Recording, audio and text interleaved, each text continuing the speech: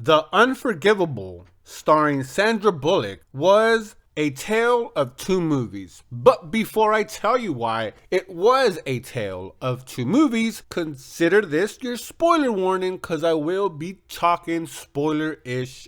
So you've been warned. This movie is really two movies wrapped into one, or at least your emotions are gonna switch halfway through this movie. This movie is about an hour and 45 minutes, so I'm telling you, for 50 minutes you'll be saying this movie is garbage and you'll be ready to like switch it off, but hold off all the way through. It gets better. The second part of this movie makes up for the whole entire movie, and the payoff is the most satisfying aspect of this movie. This movie towards the end made me cry, but that's no secret. I'm a big softie, and the ending, even though it is a little bit fantastical, but nothing out of the realm of reality, which is why I had it at a rating much lower than what I ended up giving it, because I had to sit there and think, were these plausibles? And with a simple Google search, you can figure out that, hey, it is plausible. And that was the reason for my rating, which I'll give at the end. So in short, the movie is based around Sandra Bullock, and it gives you two sides to the story, but we don't get the second side until the end. So we find out very early on that Sandra Bullock's character, Ruth Slater,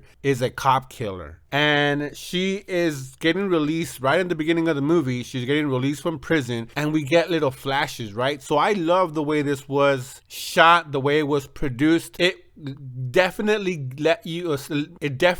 had you in the dark until they were ready to reveal the fuller plot. Now, it's not without sins, or it's not without its faults, but it did a lot less. It did more right than it did wrong, in my opinion. So we don't get the full story. We just know that she is a cop killer. For the first 15 minutes of this movie, I was like, what was, does Sandra Bullock not have any speaking roles or minimal? Because she does so little speaking. It's more acting through her emotions, through her facial expressions. And honestly, I didn't like it. I thought that the way she was, not her facial expressions, but how she was portraying the character was very overreacting, unbelievable behavior in her actions, and kind of obnoxious, especially in a scene, which I'll get to towards in a little bit. I don't want to jump around too much. It was just the way she was portraying it. So we keep on, so she's an ex-convict, right? A cop killer trying to put herself back into society. She served her time, but we find out she was sentenced to 20 years, but she got out earlier in good behavior. And she killed this very decorated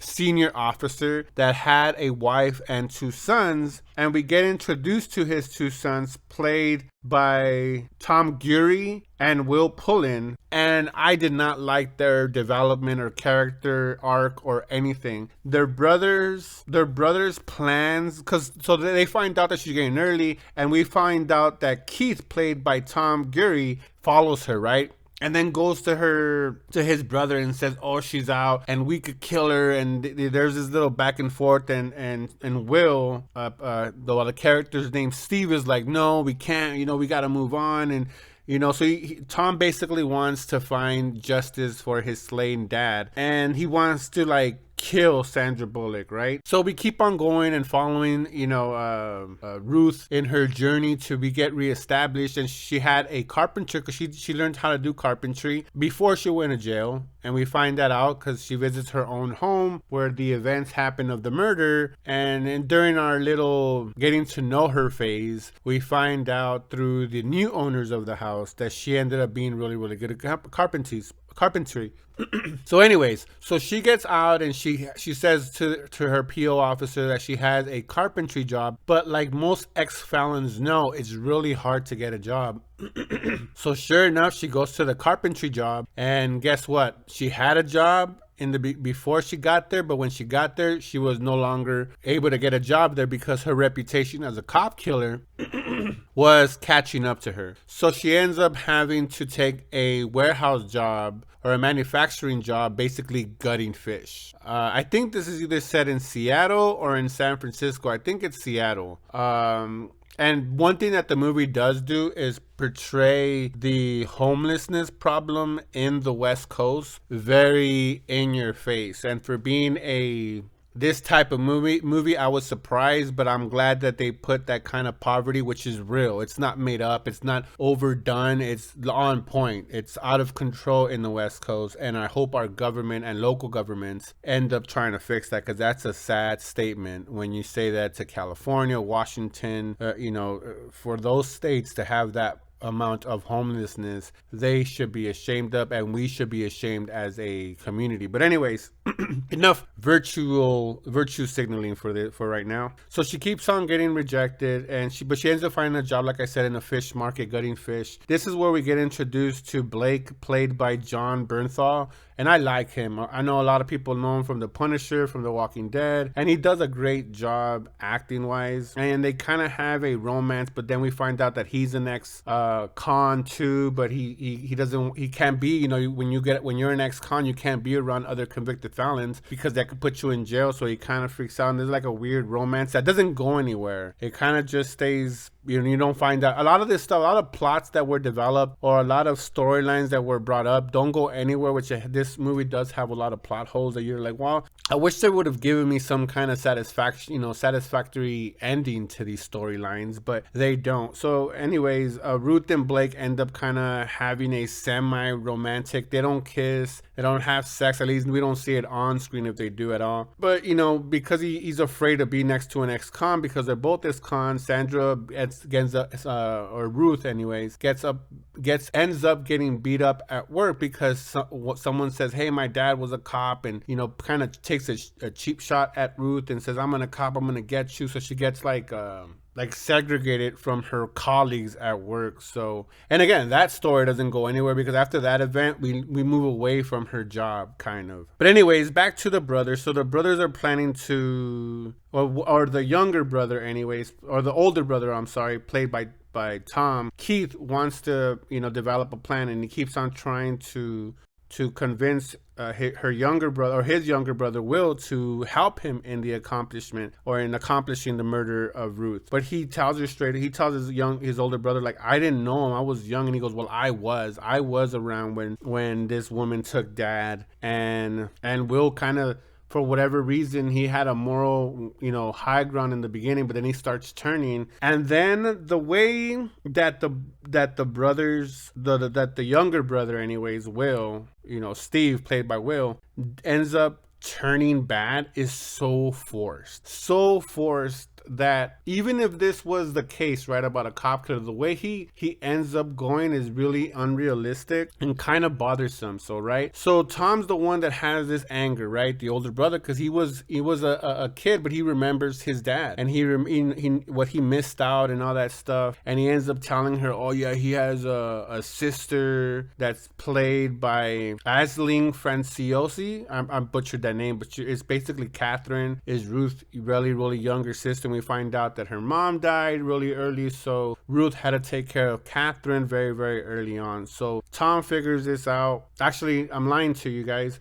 Will finds this out because the older brother got into his head, so he ends up, going to where Ruth lives, and right there he finds out that he had like a sister, right? And he's down with the plan. He tells his brother, like, yeah, we're gonna do it and whatnot. And in a couple of scenes later, we find out that, or how Will, because Will was reluctant one. He was the younger brother, and he was like, just leave this alone. It's time to move on. And he goes, I can't, whatever. So the way Will ends up turning to be the main antagonist of this movie is that he finds Keith sleeping with Steve's wife. And as soon as you see that, you're like, yo, I get you guys wanted to kill, Ruth, but at that point, you would think that Steve's anger would be directed to Keith, but it doesn't. It propels him to go after Ruth. And you could say, oh, it's because his life was crumbling around him, so he wanted to just say, fuck it, I have nothing to lose for, so I'm gonna go after Ruth. And you're like, well, that kind of is way overreaching, because you would think you would take your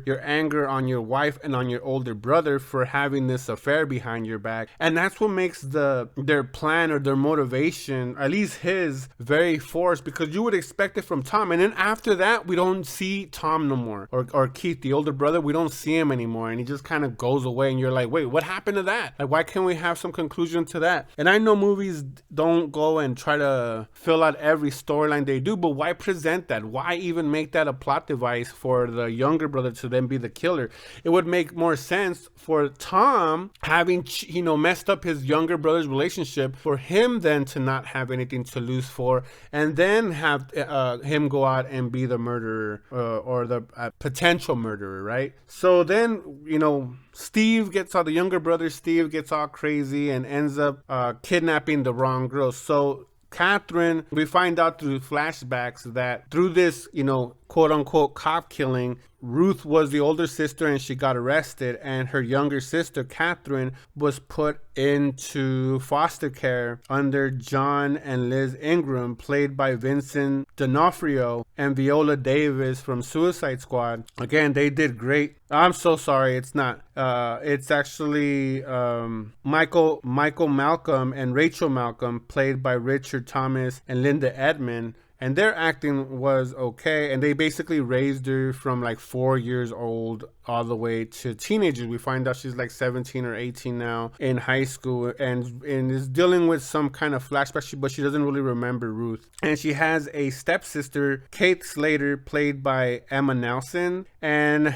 Steve ends up kidnapping Katie, thinking that's the sister of Ruth. And Ruth was trying to get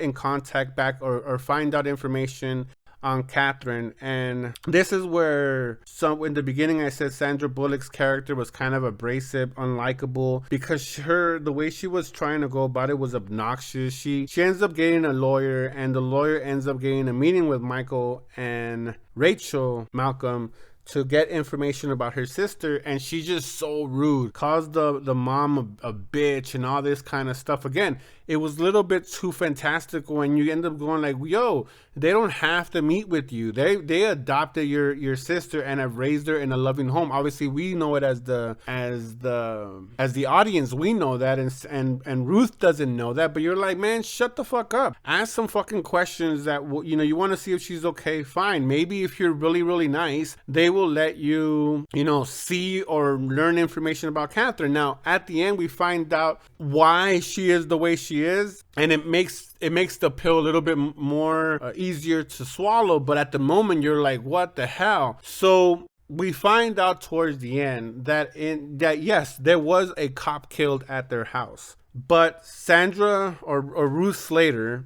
was trying to keep the house, but she didn't have a job. She was the older daughter. I don't think she had a job. She couldn't afford the house, so they were literally like losing the house. And she was like, no, you guys can't come in. She did have a shotgun there, and she was like threatening for them to do it, even though her plan was never to use it. And the officer that's trying to help them, played by W. Earl Brown, Mac, we find out towards the end that he breaks into the house to try to talk the girls down, and the younger sister, Catherine, ends up getting the shotgun and shooting this officer and killing this officer. And that's where I think a lot of people might have been like, what the fuck? 'Cause I was like, there's no way. And she gets knocked out. She gets a big old bruise in her face, because a 4-year-old shooting a shotgun, or 5-year-old shooting a shotgun, whatever. I think it was 4 or 5. Shooting a shotgun, you're an adult. You can't really shoot a shotgun. And I mean, it cocks back with such force. So it becomes like you have to, your first instinct is to say, that can't happen. This is ridiculous. Really? The 5-year-old shot, but then you look at, like, you Google like actual news, and you're like, yeah, it does happen, and by accident. All they gotta do is press the trigger. The bullet's flying at such a speed, and it can happen.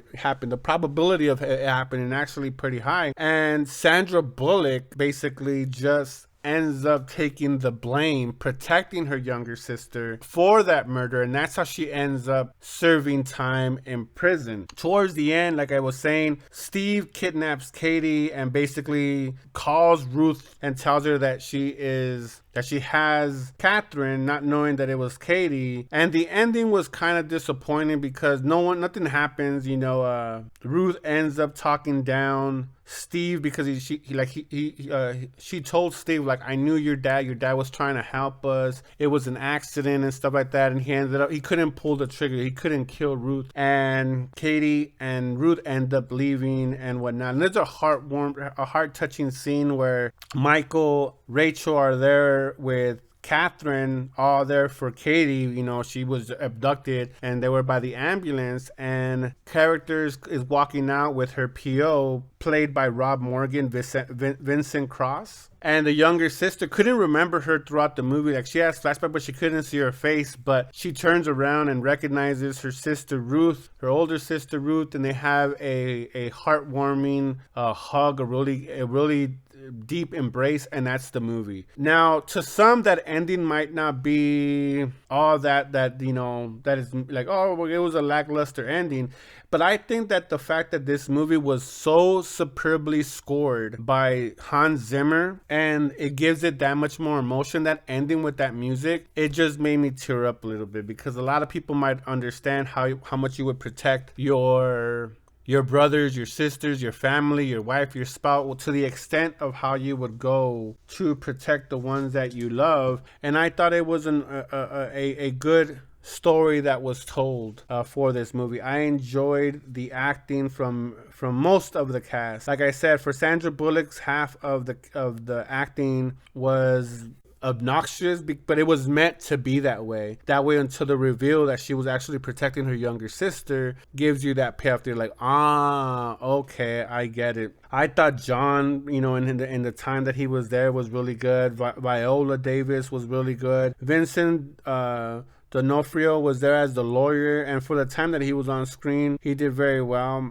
The step parents, or the adopted parents of Catherine, Richard Thomas and Linda Edmond, Rachel and Michael, I thought their performance was okay. It went up and down to in some instances, but I thought it was very well acted. I thought, like I said early in the beginning, the production and how they produced this movie was really good. I liked the fact that they were withholding information, and it's going to lead us as the audience to dislike the movie right off the bat. But again, you have to wait until the payoff. Go past halfway point, and I guarantee you'll enjoy this movie. At least I did. So for me, this movie was a solid. It's not, it's not an A. I thought, like I said, it did a lot bad, or it did most things good, but what it did bad was very noticeable. And the fact that there was a lot of plot devices to be used that didn't end up going nowhere, a lot of story threads didn't go nowhere. And the fact that even though I give it credit for the way it was shot, for the general public, they're gonna just turn it off. They're gonna get so confused, and with the attention span that most people have, they're not gonna sit there and wait like, well, it's gonna get better.